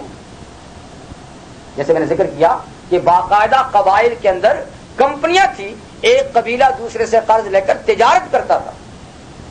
اور آپ کو اس قافلے کا بھی پتا ہے کہ جس قافلے کو پیغمبر کریم صلی اللہ علیہ وسلم نے بدر میں روکنے کے لیے آپ تشریف لے گئے تھے، قافلہ تو نکل گیا لیکن آپ کی قریش کے ساتھ جنگ ہوئی، جنگ بدر. تو جنگ بدر کے لیے حضور جنگ کے لیے نہیں نکلے تھے بلکہ ابو سفیان کا قافلہ تجارتی شام سے آ رہا تھا، مکہ کو جا رہا تھا، اس کو روکنے کے لیے جا رہے تھے. اس قافلے کو کیوں روک رہے تھے؟ اسی موقع پہ آپ کو پتا ہے کہ انہی دنوں میں پیغمبر کریم صلی اللہ علیہ وسلم کا ایک سفیر بھی شام گیا تھا، جو وہاں کے ہرقل بادشاہ کے سامنے حضور کا خط اس نے پیش کیا، اپنی دعوت اسلام کی. اس نے پیغمبر کریم صلی اللہ علیہ وسلم کے بارے میں معلومات کے لیے تو کہا کہ یہاں پر کوئی عرب کے لوگ ہیں، اور یعنی سفیر کے علاوہ کسی نے بتایا ایک قافلہ آیا ہوا ہے، قافلے کے امیر اور سربراہ کو سالار کو میرے پاس لاؤ. تو جناب ابو سفیان ہی قافلے کے سربراہ تھے. اور ان کو لایا گیا، ان سے بات چیت ہوئی، انہوں نے ٹھیک ٹھیک ساری باتیں بتائی. اس قافلے کے بارے میں لکھا ہے کہ مکہ کے تمام لوگوں کا سرمایہ اس میں تھا. تمام لوگوں کا سرمایہ، ہر گھر کا سرمایہ، ہر فرد کا سرمایہ تھوڑا بہت سب نے دیا تھا. اور نیت یہ تھی کہ اس قافلے سے جو تجارت ہوگی اس سے جو نفع ہوگا یہ سارے کا سارا پیسہ اسلام کی بےخونی میں استعمال کیا جائے گا. حالت اعلان ڈنکے کی چوٹ. یعنی یہ تجارتی قافلہ کسی اور مقصد کے لیے نہیں تھا، اور مقاصد کے لیے اور تھے. یہ ایک خاص قافلہ تھا جس کی بنیاد ہی یہ تھی کہ اس تجارت سے جتنا نفع ہوگا وہ اسلام کے مٹانے میں صرف کیا جائے گا. اسی لیے پیغمبر کریم صلی اللہ علیہ وسلم نے اس قافلے کو روکنے کے لیے مہم چلائی. اچھا یہ ہمارے خلاف استعمال ہوگا، یہ ہمارے خلاف استعمال ہوگا. تو یہ تو ایک سیاسی عمل ہے. آپ جانتے ہیں کہ کسی مخالف قوم جس سے دشمنی اور مخالفت چلی جا رہی ہو، اگر اس کا کوئی ایسا ساز و سامان کا پتہ چلے کہ جو آپ کے خلاف استعمال ہوتا ہے تو اس کو روکنے کا آپ کو حق حاصل ہے، اور اس کو نہ روکنا اپنے پاؤں پہ کلہاڑی مارنی. تو پیغمبر صلی اللہ علیہ وسلم اس لیے روکنے کے لیے گئے تھے کہ اس کا سرمایہ. تو اس قافلے میں چند شخصیتوں کا سامان نہیں تھا، پورے مکہ والوں کا اکٹھا سرمایہ تھا. یہ کمپنی تھی، تجارتی کمپنی تھی. تو اس طرح کی کمپنیاں تھی، یہ کوئی آج کا سسٹم نہیں. یہ آیات جب نازل ہوئی تو اس وقت یہی بحیلی ہی نظام چل رہا تھا. یہ مان لیا کتنی بڑی بڑی بلڈنگیں نہیں تھیں، اور اس میں کمپیوٹر نصب نہیں تھے اور ان کے اندر اتنا بڑا بڑا عملہ نہیں تھا، لیکن بنیادی طور پہ جو بنکاری سسٹم ہے یہی عربوں کے اندر رائج تھا. اسی کو ختم کرنے کے لیے یہ آیات نازل ہوئی. تو ربا کیا ہے؟ کسی کو قرض دینا اس شرط پہ کہ اس مدت میں یہ قرض واپس کرنا ہے اور اس پہ مزید اتنے پرسنٹیج آپ لگاتے لگا کہ کتنا پرسنٹ آپ نے مزید دینا ہے. پھر اس کی ایک دوسری شکل ہے جو چوتھے پارے میں اضعافا مضاعفا، اس کو ڈبل کرتے رہنا. جیسے آج بھی ہے، آپ بل ادا نہیں کر سکتے تو پھر اس پہ اضافی لگ جاتا ہے چارج. پھر میعاد پہ آپ نہیں دے سکتے تو اس پہ مزید چارج لگ جاتے ہیں. تو یہ جو چارج بڑھتے جاتے ہیں اس کو قرآن کی اصطلاح میں اضعافا مضاعفا کہا، اس کو ڈبل کرتے رہنا. تو چوتھے پارے میں ہے کہ لا تاکلوا الربا اضعافا مضاعفا، سود ویسے ہی ممنوع ہے اور اس کو ڈبل کرتے رہنا یہ تو اور بھی زیادہ شناعت اور قباحت کی بات ہے، مت کھاؤ ایسا. یہ سسٹم تھا. اور اس کو دور کرنے کے لیے اور اس شدت کے ساتھ پیغمبر کریم صلی اللہ علیہ وسلم کا ارشاد ہے جو اس سلسلے میں احادیث میں آپ کو آج نہیں سنا سکتا، اور بہت سخت اس کے اندر تحدید ہے ان احادیث میں، جس میں آپ نے یہ ارشاد فرمایا، کلیہ بتایا قانون، کل قرض جر نفعا فهو ربا، ہر وہ قرض جو مقروض سے نفع لیا جائے، یہ نفع کسی قسم کا بھی ہو یہ ربا ہے. یہ نہیں کہ پیسے کے بدلے میں پیسہ ہی، بلکہ کسی کو قرض دے کے اس سے کوئی بھی نفع اٹھانا یہ سود ہے. کوئی نفع اس سے اٹھانا. مثال کے طور پہ آپ نے کسی کو قرض دیا اور قرض دینے کے بعد اس کو کہا میاں میرا یہ تھوڑا سا کام کر لے، یہ خدمت بھی سود ہے. آپ نے کسی کو قرض دیا، اچھا بھائی کھانا آج آپ کے ساتھ کھانا ہے، یا اس نے کہا آؤ جی کھانا کھا لو اور آپ چلے گئے، یہ کھانا بھی ربا ہے. یہاں تک کہ کہا گیا ہے کہ مقروض کی دیوار کے سائے میں کھڑے ہو کر سایہ لینا بھی ربا ہے. جس کو قرض دیا ہے اس کی دیوار کے سائے سے فائدہ اٹھانا بھی یہ فائدہ بھی ربا ہے. بالکل یعنی اس کو بھول جاؤ، بس صرف اپنی چیز لینی ہے. ہاں ایک بات آپ کو بتاؤں، یہ بات تو بڑی سخت ہے، لیکن جہاں بے تکلفی ہو وہاں یہ چیزیں ربا نہیں. یعنی جس کے ساتھ پہلے سے بے تکلفانہ تعلقات ہیں کہ آپ ان کے گھر کھاتے ہیں وہ آپ کے گھر کھاتے ہیں، آپ ان کی خدمت کرتے ہیں وہ آپ کی خدمت کرتے ہیں، اور انہوں نے قرضہ لے لیا، تو بے تکلفانہ ایک دوسرے کی خدمت یا کھانا پینا یا ایک دوسرے سے فائدہ اٹھانا وہ تو ممنوع نہیں. لیکن جہاں پہلے سے اس قسم کا معاملہ نہ چلتا ہو وہاں قرض دے کر ان چیزوں سے بھی احتراز کرنا ضروری ہے، ورنہ یہ بھی سود میں شامل ہے، یہ بھی گناہ ہے. تو یہ ہے جناب ایک قسم کا سود، کسی کو قرض دے کر پیسے قرض دے کر مقررہ میعاد پہ اس سے زیادہ کی وصولی کا کہنا اور وصول کرنا یا اس سے کسی قسم کا فائدہ اٹھانا. دوسرا سود جو پیغمبر کریم صلی اللہ علیہ وسلم نے ارشاد فرمایا کہ وہ پیسوں کے علاوہ بعض اور چیزیں بھی ایسی ہیں کہ جن کے لین دین اور جن کے تبادلے میں سود کی شکلیں ہیں. ایک حدیث ہے، آپ نے فرمایا الحنطۃ بالحنطۃ والشعیر بالشعیر والتمر بالتمر والملح بالملح والذهب بالذهب والفضة بالفضة مثلا بمثل یدا بید، مثلا بمثل یدا بید، فاذا اختلف هذه الاصناف فبيعوا كيف شئتم والنسیۃ الربا. 6 چیزیں پیغمبر صلی اللہ علیہ وسلم نے گن کے بتائی ہیں. گندم کے بدلے اگر ان کا آپس میں تبادلہ ہو، جو کے بدلے میں ادھر سے بھی جو دیا ادھر سے بھی جو لیا، ادھر سے گندم لی ادھر سے گندم لی. کھجور کے بدلے کھجور، ادھر سے بھی کھجور لی ادھر سے بھی یعنی کھجور لی. نمک کے بدلے نمک، اس طرف سے نمک دیا اور جوابی طور پہ بھی نمک لیا. سونے کے بدلے سونا، چاندی کے بدلے چاندی. اگر ان کا آپس میں تبادلہ کیا جائے تو حضور فرماتے ہیں تبادلے کی صورت جائز یہ ہے کہ مثلاً بے مثلاً برابر سرابر ہوں دونوں چیزیں، ادھر کی ادھر کی ایک، اور یدن بے یدن دست بدست ہوں، ادھار بھی نہ ہو، کمی بیشی بھی نہیں ادھار بھی نہیں، کمی بیشی بھی سود ادھار بھی سود۔ اور یہ فرمایا کہ جب یہ جنسیں مختلف ہو جائیں، گندم کے بدلے جو آ جائے، گندم کے بدلے میں چھوارے آ جائیں، کھجور آ جائے، گندم کے بدلے یا جو کے بدلے میں نمک آ جائے، سونے کے بدلے میں چاندی، چاندی کے بدلے میں سونا آ جائے، تو پھر فرمایا کہ کمی بیشی تو جائز ہے لیکن ادھار پھر بھی منع ہے، ادھار پھر بھی سود ہے۔ یہ آخر میں پیغمبر صلی اللہ علیہ وسلم نے ارشاد فرمایا تھا، اور اسی کے بارے میں حضرت فاروق اعظم رضی اللہ تعالیٰ کا یہ ارشاد ہے جس کو بعض لوگوں نے غلط سمجھ کے سود پہ فٹ کر دیا ہے۔ کہتے ہیں جی سود کے بارے میں تو حضور نے کوئی تفصیلات ہی نہیں بتائی، دیکھو جی فاروق اعظم نے کہا تھا، تو وہ جہالت ہے۔ وہ سود تو حضور کے زمانے میں چل رہا تھا، اس کی تفصیل کی اور کیا ضرورت ہے، اور جب قانون آیا تو بند ہو گیا، اس کی اور کیا ضرورت ہے۔ حضرت فاروق اعظم نے جس بارے میں ذکر کیا وہ یہ حدیث ہے کہ حضور نے جن 6 چیزوں کے بارے میں ارشاد فرمایا، آخر میں فرمایا اور اس کی مزید تفصیل آپ نہیں بتا سکے کہ انتقال ہو گیا، تو حضرت فاروق اعظم فرماتے ہیں لہذا ان چیزوں کے بارے میں، ان چیزوں کے بارے میں جہاں صراحتاً سود ہو وہاں بھی بچو، اور جہاں سود کا شبہ ہو وہاں بھی بچو۔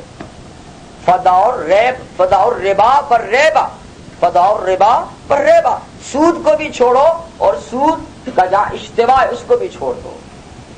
تو چونکہ حضور نے 6 چیزیں بتائیں نا، مزید نہیں بتائیں، اب پتہ نہیں کہ یہی 6 چیزیں ہیں یا ان جیسی اور چیزوں میں بھی ہے۔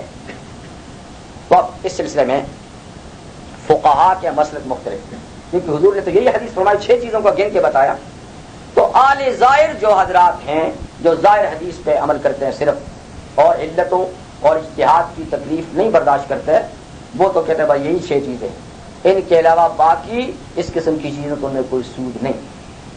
لیکن ائمہ اربع، چاروں مجتہدین اور بہت ان کے علاوہ اور مجتہدین نے یہ فرمایا کہ حضور نے ایک اصول دیا، حضور نے ایک یعنی ایک بنیاد فراہم کی ہے، یہ نہیں کہ اب 6 چیزیں ہیں، اب ان 6 چیزوں کے اندر سود کی علت اور سبب کیا ہے، کس سبب سے حضور نے ان کی کمی بیشی یا ادھار کو منع کیا ہے۔ اگر یہی علت اور یہی سبب اور چیزوں میں پایا جائے گا تو یہ حکم ان پہ بھی فٹ ہو جائے گا۔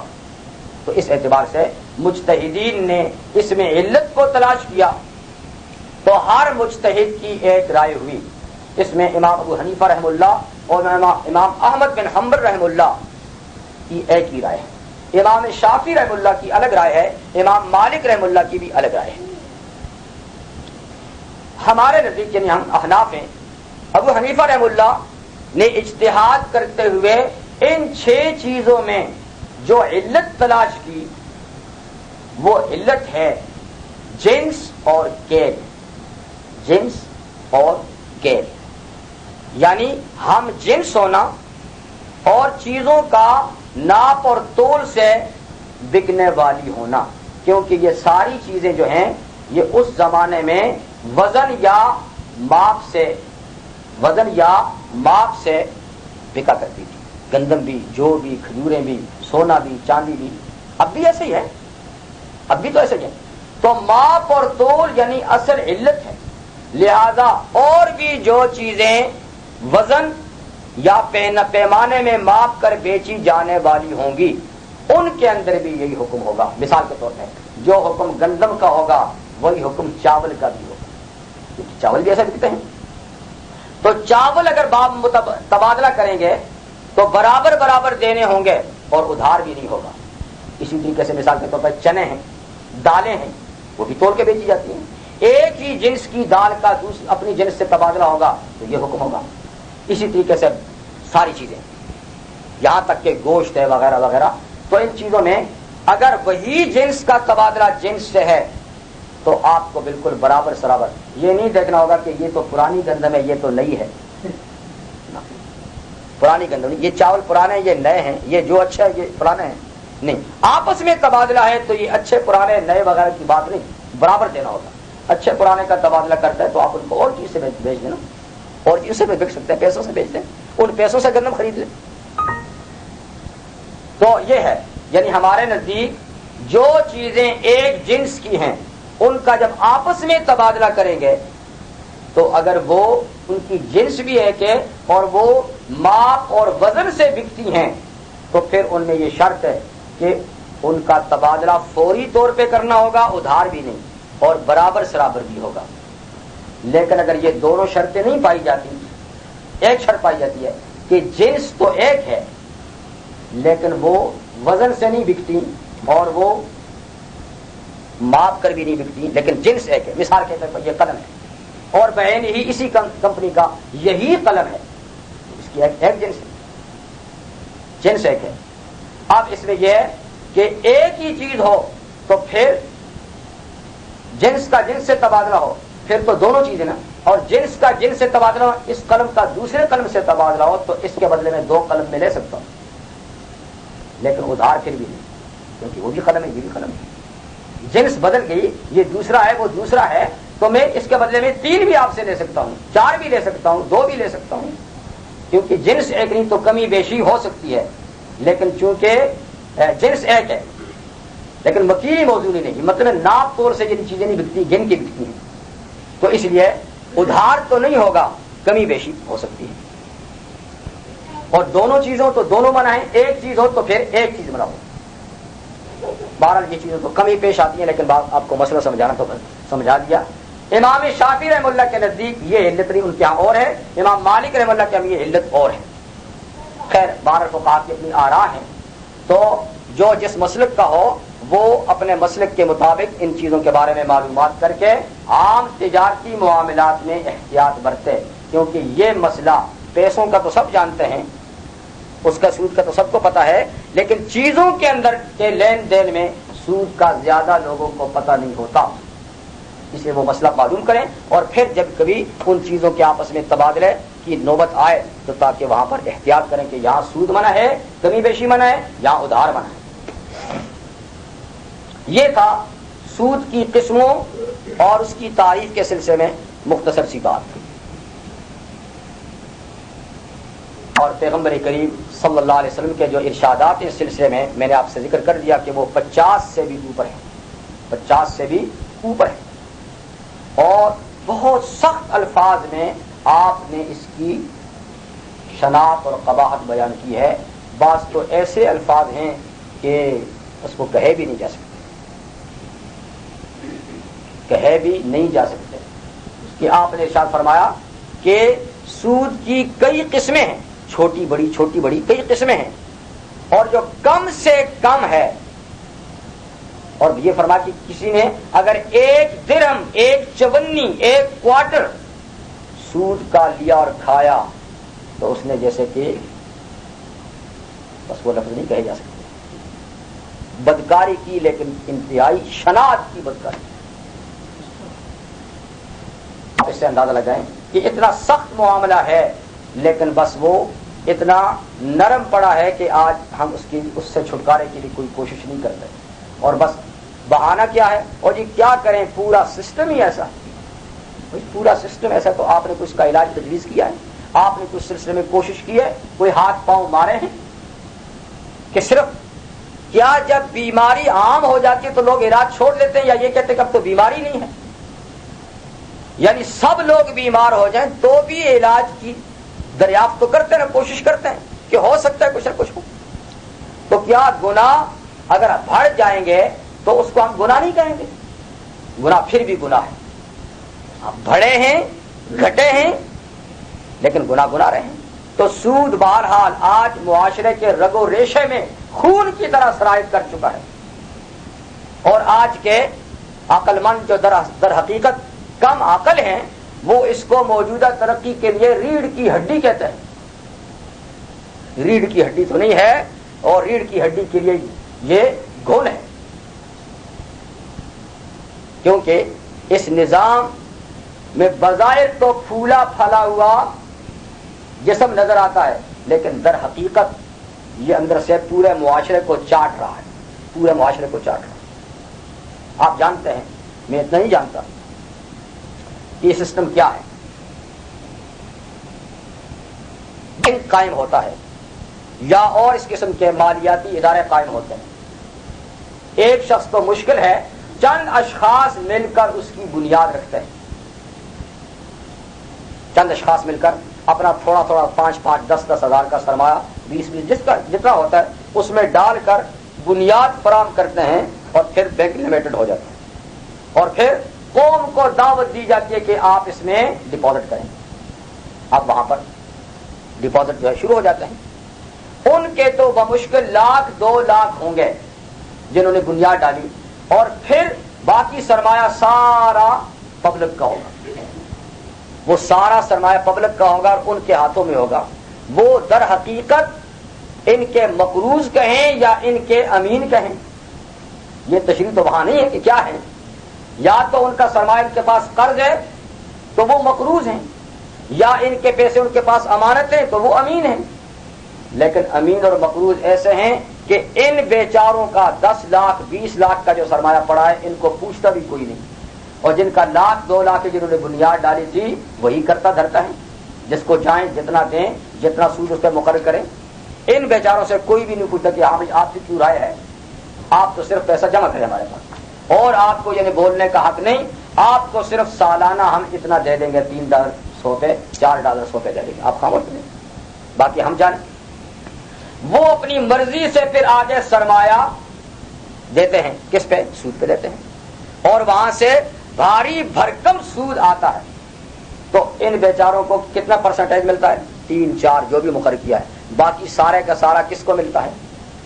تو فرض کیجئے کہ بینک میں 10 لاکھ اکٹھے ہو گئے، تو ان کے صرف 2 لاکھ ہیں، 8 لاکھ پبلک کے ہیں، اور جتنا منافع آتا ہے وہ گنا چنا پبلک کو تو دے دیتے ہیں تھوڑا سا، باقی سارا کہاں جاتا ہے؟ انہی کے پاس رہتا ہے، انہی کے پاس رہتا ہے۔ یہ ظلم نہیں ہے؟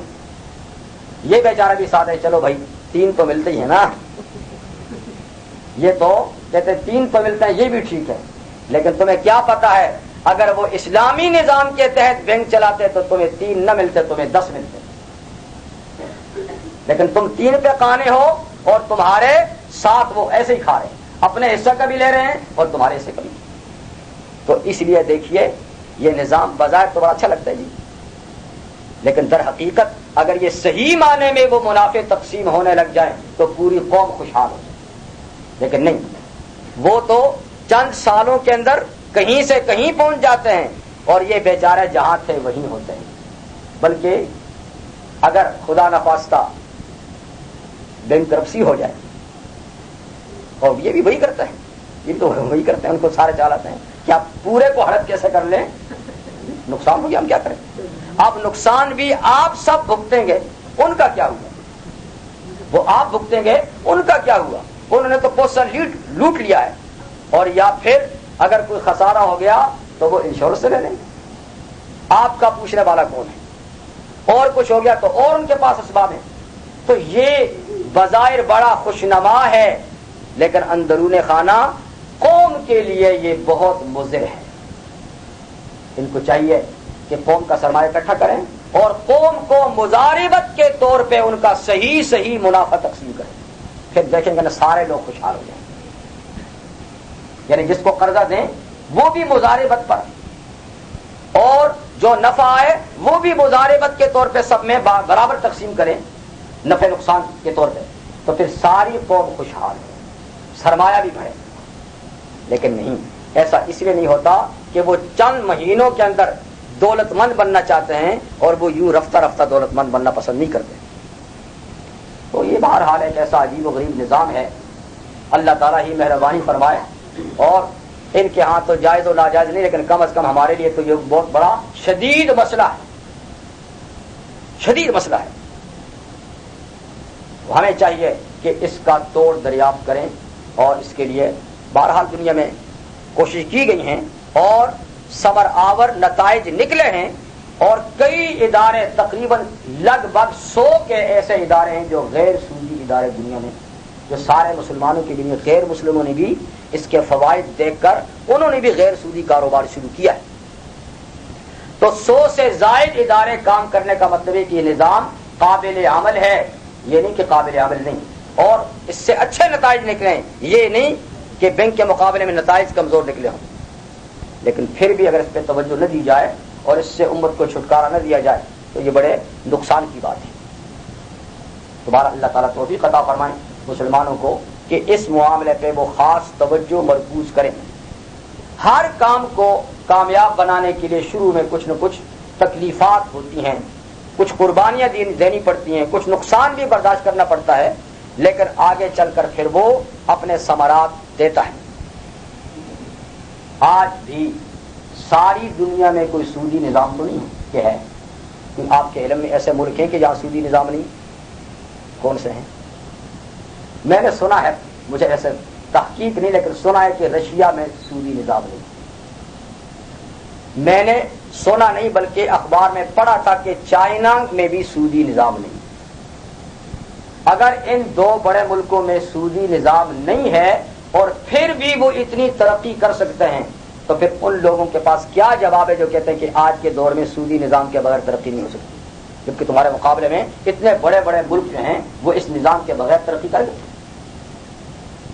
یہ بات یعنی غلط نہیں ہوگی جب اخبار میں ایک چیز لکھی جاتی ہے یا معتبر ذرائع سے معلوم ہوتی ہے، کیونکہ وہ ایک تو اشتراکی ملک ہے، وہ تو ظاہر بات ہے کہ وہ سرمایہ دار ملک تو ہے ہی نہیں ہے، ہو سکتا ہے کہ وہاں پر یہ نظام نہ ہو، اور دوسرے میں بھی نہیں، تو وہ بھی ترقی کر سکتے تو ہم کیوں نہیں کر سکتے؟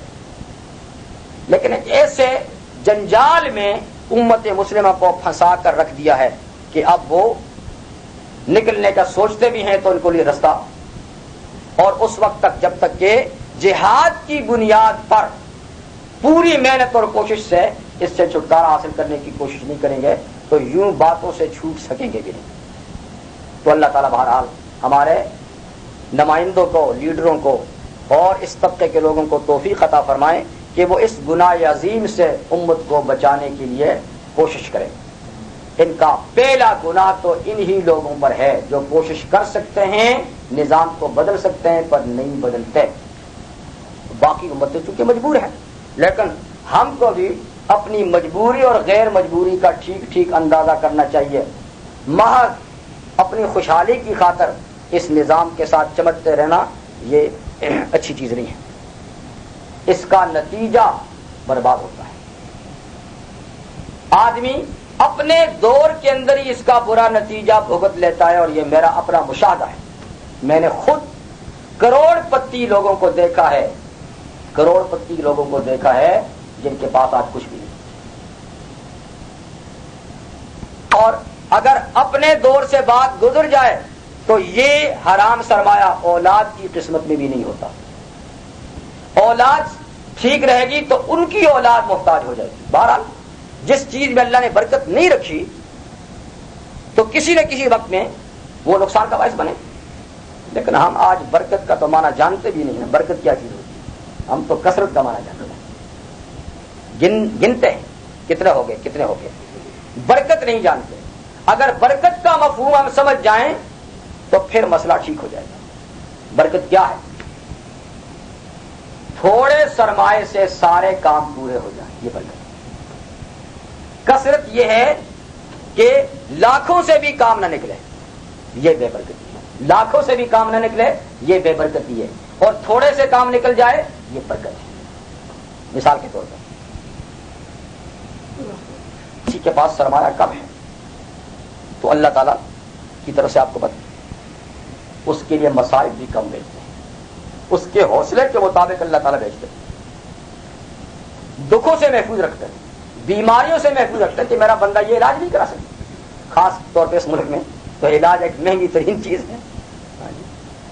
تو انہوں نے سسٹم بھی ایسا بنایا ہے، تو پھر کیا ہوتا ہے؟